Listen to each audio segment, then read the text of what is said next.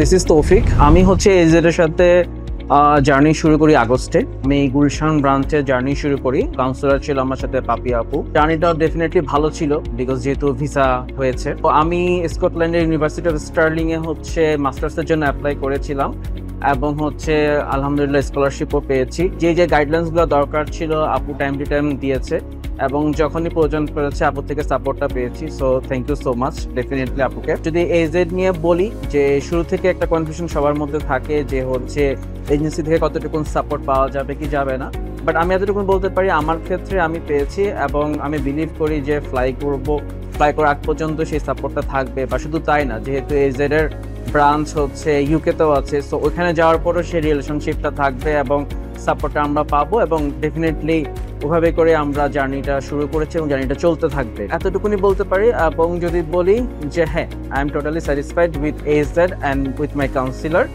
So best of luck to AZ and ইনশাল্লাহ সবাই ভালো থাকবে।